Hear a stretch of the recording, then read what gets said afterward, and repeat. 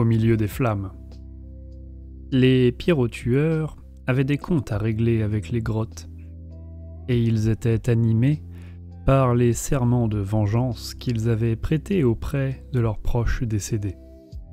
Mais pour ce faire, ils allaient devoir franchir le paysage ardent entourant la fonderie de verre, et en s'en remettant au toucher de leur dieu guerrier. Rares étaient les citoyens qui oseraient bloquer le passage d'une bande de duardins à barbe flamboyante et aux yeux luisants du désir de combattre. Même les gens obstinés d'Hammerhall. Ainsi, Fiori et ses guerriers arrivèrent bientôt au quartier industriel. Leur endurance compensant leur lenteur naturelle. Leur destination leur était clairement indiquée, car le voile de fumée qui enveloppait Hammerhall laissait voir par moments les flammes dévorantes qui entouraient les multiples étages de la verrerie devant les duardins. La cendre et les particules de verre tombaient comme de la neige et mordaient même la peau épaisse des pyrotueurs. Les Guildes-Franches faisaient de leur mieux pour empêcher les grottes de continuer à se déverser dans les rues. Sous le suaire de cendres, les peaux vertes ne craignaient ni Ish ni sa lumière impitoyable. Et une folie écumante semblait s'emparer d'eux, tandis qu'ils se jetaient sur les défenseurs dépêchés à la hâte. À en juger par les cris de joie résonnant à l'intérieur, la plupart des grottes étaient occupées à démolir la verrerie. Les habitants d'Akshi savaient fabriquer de l'équipement résistant à la chaleur, mais s'ils voulaient mettre un terme au carnage des peaux vertes, il leur faudrait plonger dans la fournaise. Même pour Fiori et les siens, des guerriers nés dans les flammes et portant la puissance du berserker brûlant dans leurs runes dorées, les scènes dans la verrerie semblaient tout droit sorties des textes eschatologiques. Tout n'était que flammes et destruction. Les fours avaient été éventrés et crachaient du feu. Les dépouilles calcinées des ouvriers étaient clouées au mur avec leurs propres cannes de verrier. Dans la tourmente enfumée, des trous béaient près des fourneaux et des chalumeaux. Des hordes de grottes tiraient des caisses de bouteilles scintillantes dans ces ouvertures, tandis que des squigs percutaient les délicats instruments de verrier comme des boulets de canon. Dans leur frénésie, les grottes qui n'étaient pas immunisées contre les flammes les ignoraient simplement. Il leur arrivait de brûler, sauf les plus moyens qui fuyaient par les tunnels.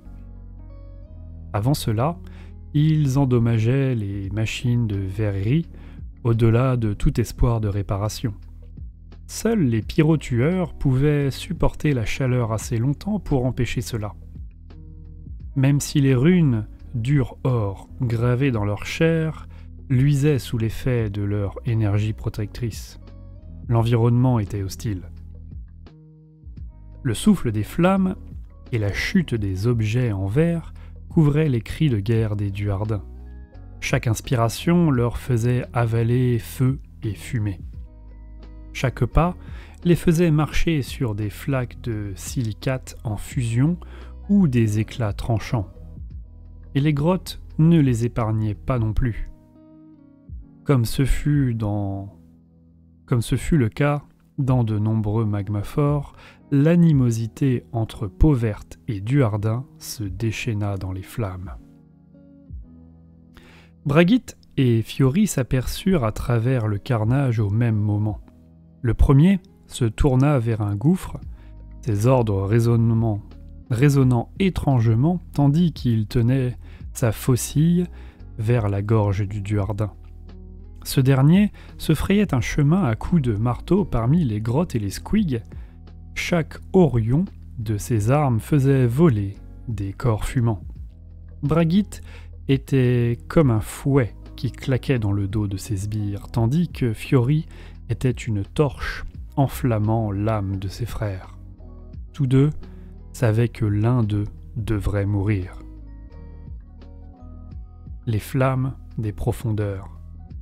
Bragitte et son escorte agirent les premiers, tandis que les fauteurs de troubles hurlaient à ses sous-fifres d'encercler l'exilé. Son Gobapalooza canalisa l'énergie moite tourbillonnant autour de lui. Des vagues de malveillance pure crépitèrent dans l'air bouillant vers Fiori, mais furent dissipées par l'aura ardente de la flamme cardinale enveloppant le dieu ardent. Les troglodytes eux-mêmes furent plus durs à vaincre. Fiori dut puiser dans toute la puissance de ses runes en ur-or et dans toute la force de son âme indomptable pour frapper sans cesse ses marteaux dans la horde de grottes qui s'agglutinait autour de lui. Il avait perdu ses alliés de vue, engloutis par la masse de robes crasseuses et de chair de squig. Même alors, l'exilé était certain que ses frères abattaient leur vengeance sur les peaux vertes en furie et tentant de dérober des stocks de bouteilles ou sur les rares trogotes qui avaient été attirés jusque dans l'usine en flammes. Plus Fiori luttait, plus la flamme de Zarkul liée à ses marteaux répondait, enflammant les grottes par leur seule proximité. Mais l'exilé restait encerclé. Une lance érafla les côtes de Fiori, et les toxines magiques invoquées par le Gobapalooza lui firent bouillir le sang. Les mâchoires d'un squig lui arrachèrent 2 doigts, alors même qu'il réduisait son cavalier en cendres. L'exilé poussa un rugissement qui se mua en un cri de douleur lorsqu'un squig chauve-souris plongea sur lui pour lui arracher un œil. Alors qu'il tombait à genoux, écrasé par un torrent de corps drapés de robes noires, il aperçut Bragitte, qui s'exclafait et se moquait de lui avec une joie malsaine. Le sang de Fiori coula sur ses propres marteaux. Ce faisant, le feu qu'ils enfermaient répondit. Le martèlement furieux de la flamme cardinale fit disparaître la douleur de Fiori et le força à se relever. Hurlant un serment en Zak Casalide, l'exilé sans fort entrechoqua ses marteaux. En se rencontrant, les armes produisirent une supernova de flammes élémentaires. Les grottes n'eurent aucune chance au centre de ce brasier. Les runes luisantes, Fiori regarda les peaux vertes hurler avant d'être réduit en cendres. Les membres du Gobapalooza gémirent alors qu'ils tentaient d'invoquer des barrières de magie moite, mais furent incinérés avant de terminer leurs incantations bafouillantes. Malgré tout, leurs efforts atténuèrent suffisamment la fournaise pour l'empêcher de consumer entièrement Bragitte. À la place, le fauteur au trouble couina, tandis que la moitié de son corps était soudain enveloppée de flammes aveuglantes, et que son armure de crâne de squig noircissait et se fissurait. Alors que la silhouette incandescente de Bragitte disparaissait dans les ténèbres des catacombes, des cris furieux résonnaient entre les murs bruts, et toute once de courage abandonna les grottes. Telle une vague grouillante, ils se précipitèrent dans les cavernes, incapables de supporter la fournaise hurlante un instant de plus. Leur retraite fut la dernière chose que vit Fiori avant de s'écrouler inconscient.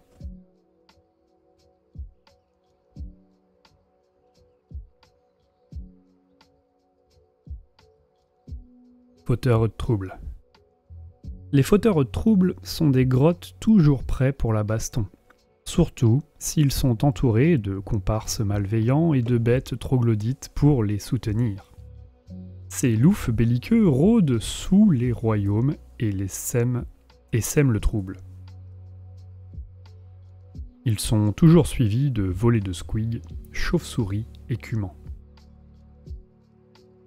Comme toutes les créatures de Gorka Morka, les grottes adorent les bonnes bagarres. Les fauteurs de troubles se chargent de satisfaire ce désir. Leur aspect attire l'attention, avec l'énorme crâne de squig dont ils s'affublent et les squigs chauves-souris qui volent autour d'eux. Mais le plus étonnant, c'est leur voix.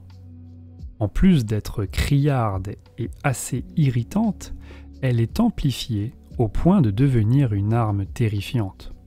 Sur le champ de bataille, ils hurlent leurs ordres à un volume si assourdissant qu'il ne peut être que d'origine magique, car chaque mot résonne comme le tonnerre et peut arrêter net un auruc. Par un mélange de joyeuses menaces, de zèle religieux et d'insultes caustiques, les fauteurs de troubles incitent et dirigent la vague de folie destructrice que constitue une armée de villes du fiel obscur pour s'assurer